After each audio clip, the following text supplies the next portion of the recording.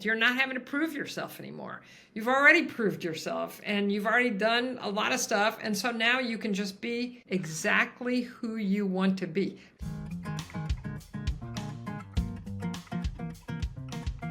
We have an incredible guest, and I'm rarely really jealous, but I'm so jealous of the title of her new book, The New Old. That says everything. Erika Andersen, she is a delight to listen to, and I honestly think that we were twins separated at birth. You've got to see this podcast. Well, hi everybody. This is Diane Gilman. Used to be the Gene Queen on QVC and HSN, but now I'm the proud host of Too Young to Be Old podcast, and that is always my mindset. So I've got the perfect guest today, Erika Andersen, who has her latest book out, The New Old. Oh, I'm so jealous of you. I love that title. Speaking of old, I'm about to turn 80 years old next week. Don't feel a day over 70. And I'm going to ask you, Erika,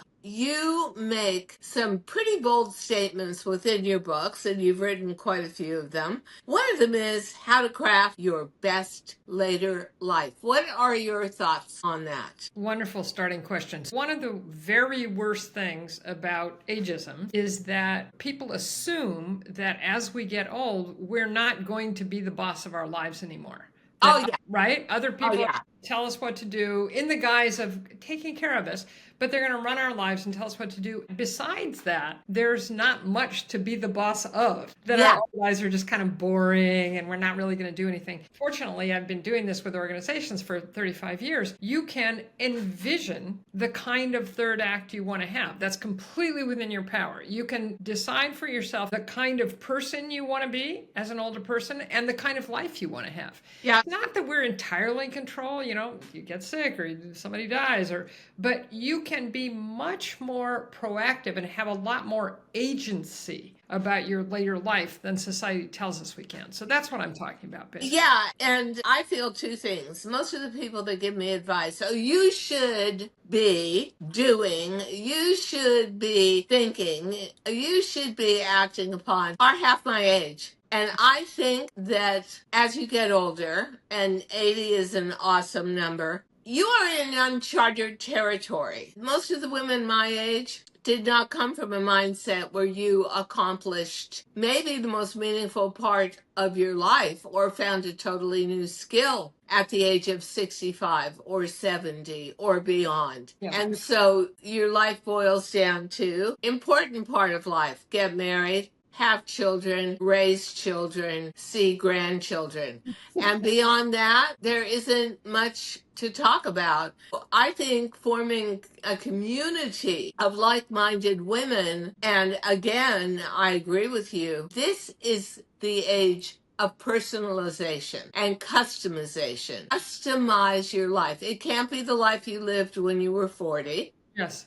But you've got to sort of assess what your skills are now, what your goals are. And that to me is the most important thing. Don't you think? You've got to have goals. Yes. And that's, so I want to pick up on something you said a few minutes ago about there's no road. I often talk about this as, yep, we're having to go off road and we don't even have a GPS. We're having to make it up for ourselves, right? And so having some goals, I think, is critically important. There's all kinds of research that also shows that's true, that people who live longer and have better later lives, they have a sense of meaning, of purpose, of value. And the people who do least well, and often it's men who historically are so much more identified with their work, they retire and they just feel purposeless and adrift. So I completely agree with you. Having that kind of big picture vision, what kind of a person do I want to be? What kind of a life do I want to have? And then within that goals, okay, by the time I'm 75, I want to X. And it can be any X. It just needs to be meaningful and fun and interesting and joyful for you. Yeah, and I do want to say that you go through a theory of how to thrive post-retirement, because interestingly enough,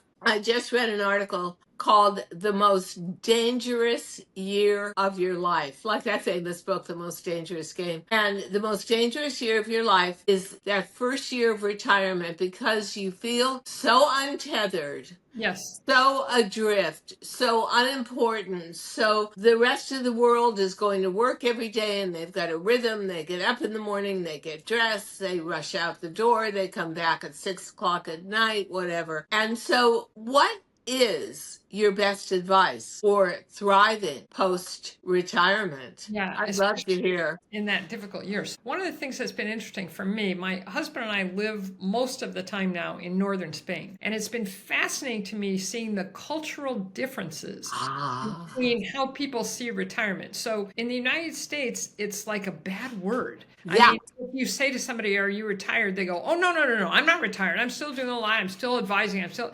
anything to other than to say they're retired." In Spain, it's just not like that. People retire. It's like, yeah, I'm retired. It's fun. I'm having a great time. Even the word in Spanish for to retire is jubilarse, which sounds like jubilation, right? And people just feel completely differently about it. So I feel like that's something to learn too. It's like, forget about that word retirement and think to yourself something you said earlier. Okay, I want to change how I'm operating on a daily basis. Maybe I don't want to go into work every day, or maybe I want to do a different kind of work, or maybe I want to create a bouquet for myself, like I'm doing. Like I still work 10 hours a week for the company I founded, doing things that they find valuable. And then I wrote in a book, and then I'm having great conversations with people like you, and then I'm traveling, and then, you create a life for yourself. And if it upsets you, not you, but one, if it upsets a person to think about it as retirement, don't even use that word. It's like, That is so interesting. in this phase, right? When I thought about it, and the hilarity of it was, and I almost call it manifest destiny. You manifest, if you open yourself up enough, you manifest your destiny.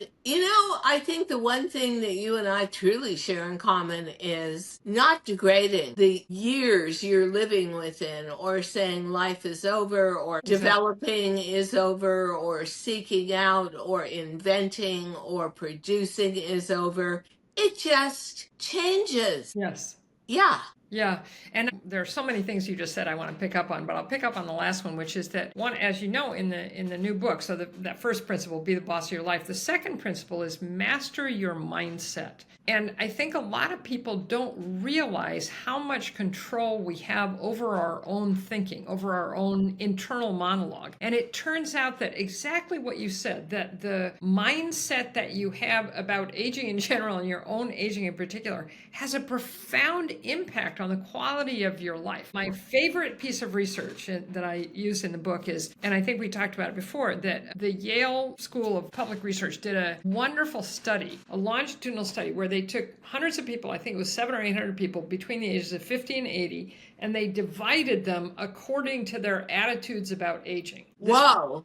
Positive attitude, and then they followed them for more than 20 years. They followed them for 23 years. And what they found was only that difference. The people who had a positive attitude about aging versus negative, they lived 7.6 years longer. I believe it. Even from the time when I was very young, and I had much older parents than everybody else, and they retired when I was much younger than I would have imagined. I didn't like what I saw. I didn't like cutting coupons out of weekly Stop and Shop newspapers. It was going to be my life. Right. Right. And so I think from a very young age, the first thing I said to myself is work and my talent are going to save me from growing old when I grow old, and I'm never going to stop. So I had that attitude to begin with. Now, in my second book, which is the title of this podcast, Too Young to Be Old, my last chapter is my third act. And I say, I'm such a drama queen. My third act is going to be a Broadway play. It's going to be the biggest song in the play. Of course, it's going to be a musical. It's going to be the biggest song. It's going to have all the themes of the play wrapped together into something that can be an ending that's huge and makes sense. And one of your books is your third act can be magnificent. So we are definitely channeling one another. What do you mean by your third act can be magnificent? So I mean a whole bunch of things, but I'll start with one. So as I'm listening to you and as I'm getting to know you a little bit more, I feel like your core meme, your core reason for being is to share your gifts and your joy and your Totally. right? So my meme is helping people become who they want to become. And that was true for me at 30 and it's true for me at 73. And it's so that to find that kind of through line and to realize that it's not age specific, you're not going to want to stop sharing your joy and your glory with the public when you turn 80 or 90 or 100. That has no end date on it. That core thing that makes you who you are. So I feel like that's a huge part of making our third act magnificent is just to realize, and this is a mindset thing, we can keep being who we are. We may just do it in a different way. That is, to me, one of the core tenets of aging successfully and happily. Especially women could realize that you have a very powerful core. Yes. And it, in many ways, is directing you to go out and do things you love that benefit others, that get you out into the public, whatever is important to you. People, society seems to tell us constantly, you're not worthy anymore because you're not young, you're not agile, you don't have a huge amount of years ahead of you. So these years are throwaway years, and I would not dispute that more strongly. And breast cancer at the age of 72, almost losing my life, going through everything I went through, and coming out the other side like, oh my God, I survived. If it takes something like that, so be it, to let you know that life is a miracle. And these years, perhaps, are the most valuable years, the most piquant years, the most meaningful and heart-opening years. Don't waste them, and don't buy into the message that the end happened a while ago and you're just sort of drifting towards the horizon. So wrong. Yes, man, I just couldn't agree with you more. And it's like, we just, our view of life hasn't caught up with the reality. So we still think that life is kind of 2 chapters and a brief epilogue. First chapter is you're up, second chapter is you're an adult, and then there's a little epilogue and you sit and you're just useless and weak and then you die pretty soon, right? Yeah. Now it's a whole 3rd chapter, and it's literally true. We're not just making this up. So another statistic that I really love is that a reasonably healthy 65-year-old today who doesn't smoke has about even odds of living to be 90. Wow. And that's just never been true in human history, We all have, most people, if they take care of themselves, have a pretty good chance of living to be 70, 80, 90, 100. That's never happened before. So it's a full chapter. And the other thing that you said that I really agree with is I feel like, and this new friend of mine, Karen Salmonson, writes about this. I really agree with her that being aware that you could or are going to die is terrifying but wonderful. I mean, there's a chapter in my book called This is a Little Terrifying. If you're 75 or 80, you're not going to live for 100 more years. Sorry, probably not. So it makes, don't you think? I mean, it makes every day more precious. You don't want to waste a day. That's what came out of breast cancer for me. I was leading a very productive life. I was leading an exciting life. I was leading a toxic life. When I had to slow down and step away and go through the treatments and come out of it, I remember when I got the diagnosis and I was not in my own body. When they started telling me, and it was a terrible diagnosis done by somebody who wasn't even a doctor and just a radiologist and should never have told me in the way she did and say, it's hopeless. You have cancer everywhere. Yeah, thank you. I thought to myself, this can't be true. I've got, oh, no. I've got more to live, more to give, more to produce. When I really settled down into it and just took a soldierly attitude, I thought, if I ever get out of this, alive and healthy. I have so much to give back. And that formed Yes. the kind of humility I needed to be able to grow old more gracefully, but also to grow old with purpose. And now, and I see it because I don't ever want to be in an age ghetto. So it's not that I only socialize with women my age. I like to socialize in and amongst the decades. Yeah, yeah. And I see that younger people are not happy today. It's a stressful world and not the world we grew up in or matured in. I see a butterfly landing in my garden as a miracle. Yeah. They just see it as an insect. Yeah. And, you know, being older, you see life as a miracle. I have so much more gratitude for life and so much more empathy for my female community. And also a sense, you not, Erika, have a sense of legacy Yes. built into your purpose. 100%. For some people, that's important. For some people, it's not. I think for both you and you and me, it is. It's like, what are we going to leave? But I wanted to go back to what you were just saying, because I think it's so critical. The mindset, Master Your Mindset section of the book, I have a chapter on mindfulness and a chapter on gratitude, both of which Yeah. you were talking about, and I've learned a lot. And it turns out that especially when you get old, having a gratitude practice, where literally it's very simple. Every day you just take a few minutes to think, what are you grateful for? And it's so important to recognize that everything doesn't have to be going perfectly to be grateful. In that chapter, I start out with the story of my brother, my older brother, who died about 4 years ago. He had rheumatoid arthritis for many years, and then he got cancer. And the chemotherapy cured the cancer, but it kind of killed his body. You know, chemotherapy is so powerful. No, I got that one down. Yeah. His body was already wrecked from the RA. But anyway, the important thing, and the reason I put it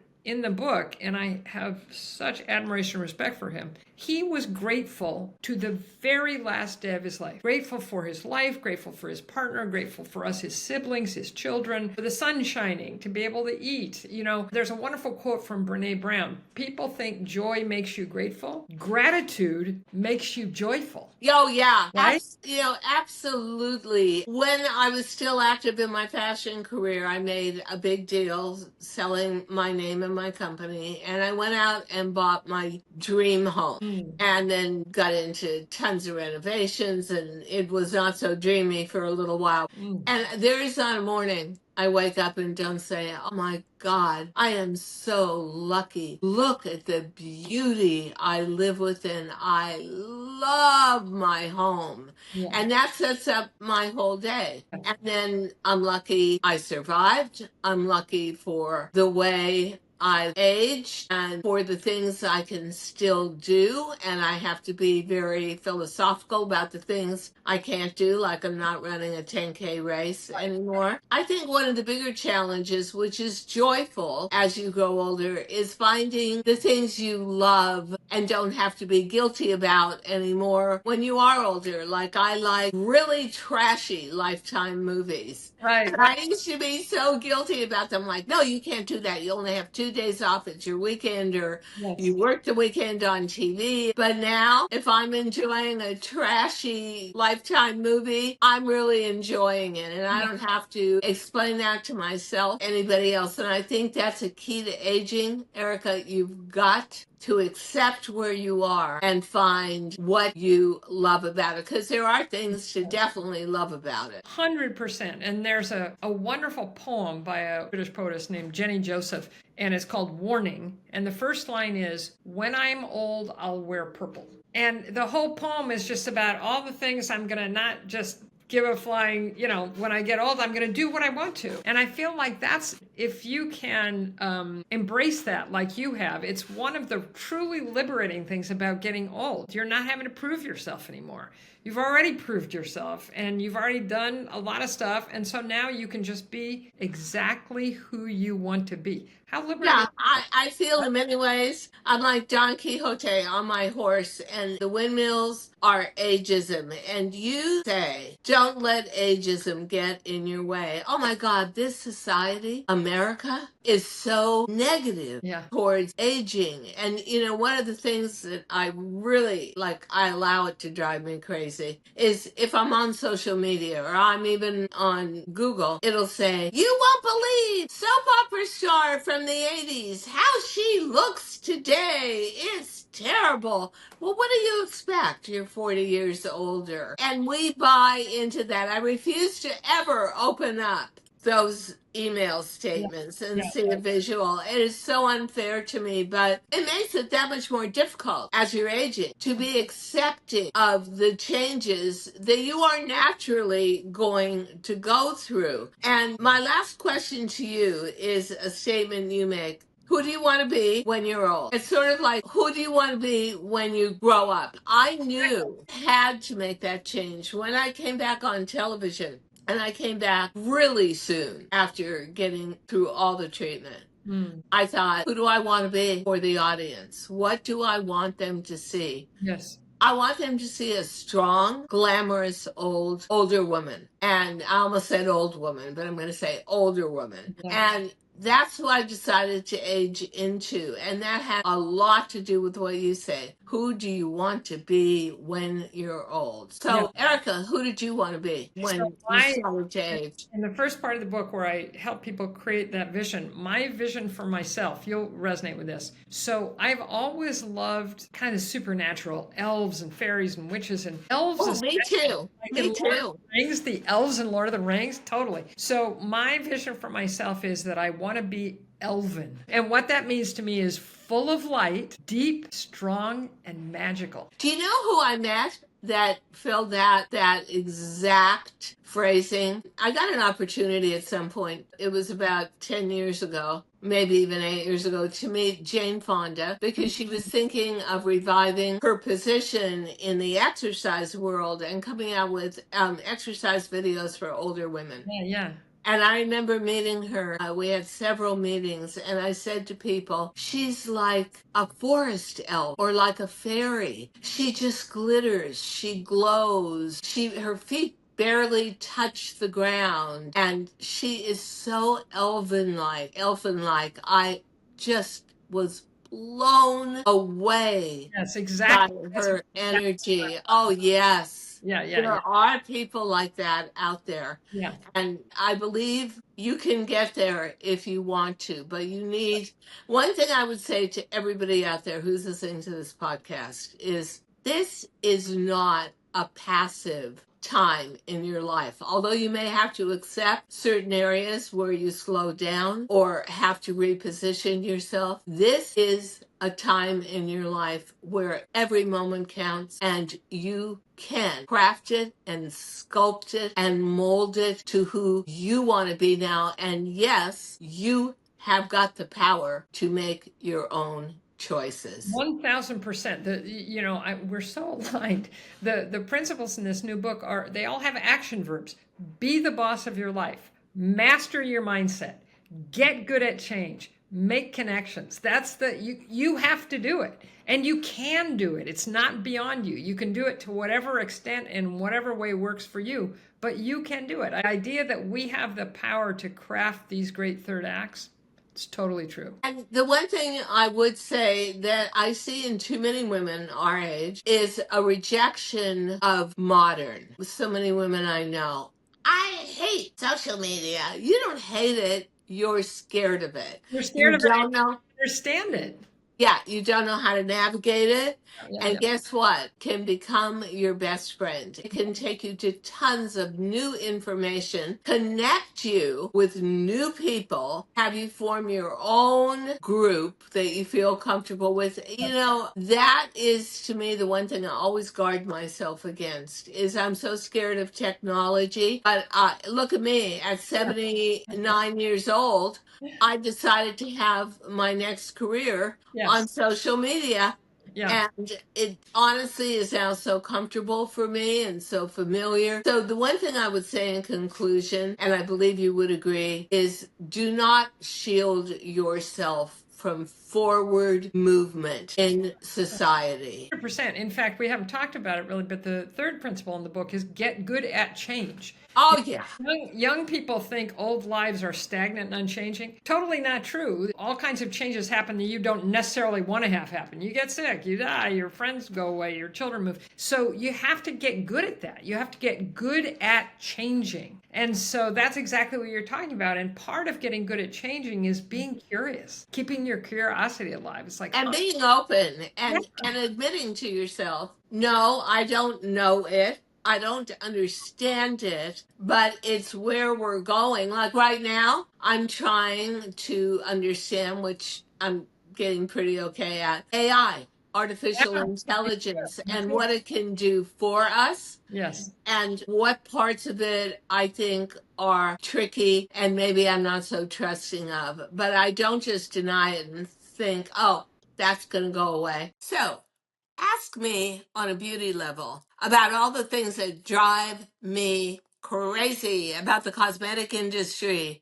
as all of us, you and I, are growing older. And one basic point I will tell you is if you have made the decision to have natural gray hair or white hair like me, you can't find an eyebrow pencil in the right color. Oh, it's so weird. You go out into the market and yeah, there's like warm blondes and beiges, but that doesn't look right with salt and pepper. Until you get to Prime Prometics, which is literally the only eyebrow pencil on the market that comes in a gorgeous shade of medium gray. It looks natural. It is a very thin pencil, so you can actually feather in the lines. Very easy to work with and stays on for hours and hours. So, if you want to bring your look closer together where everything melds and you want a more authentic look in your makeup, because it's so weird to put on your makeup and then have to put on a different color than your hair for your eyebrows. No, you do not have to suffer that way anymore. Prime Prometics, their gray eyebrow pencil, is superb and truly an entire cosmetic market. It stands head and shoulders above the rest and is truly unique and tailored to us older girls. Thank you, Prime Prometics. And of course, go to primeprometics.com, type in our code, and get a discount. You are going to love this product. It is truly tailored for us older girls, and I am so grateful to have it in my life and my beauty kit. Oh, and I love that so much, Diane, because one of the things I really want to communicate always is our brains are still fine. We can learn stuff. We can build new synapses. Yeah. One of the great things when you're 70 or 80 or 90, you have a lot more time to learn new stuff. Your brain works, get curious, learn new stuff. And you're also not forced Yes, by your work to learn exactly. You can something. if You you can want. learn what you want to learn. It's all I say, honestly. Past 60 years old is the age of customization. Customize your life Yes. and move onward in the flow of society, but do it your way and in an age appropriate way. You know what, Erica? I think we were twins separated at birth. Yeah. This has been great. So Absolutely. You got it. We'll put up all the information for Erica's books and graphics after this podcast and her new book, The New Old, best title ever in history about aging. I thank you so much. This thank you. was a wonderful podcast. Really great. Thank you so much. My pleasure. Thank you so much for listening to Too Young to Be Old podcast. The episode may be over, but the fun doesn't have to stop here. Find us on Facebook, Instagram, TikTok, and YouTube at The Diane Gilman, or visit our website, thedianegilman.com. If you like the show, leave us a rating or a review and subscribe so you don't miss the next episode. And until then, don't forget, age is just a number. Together, we'll prove that we are all too young to be old.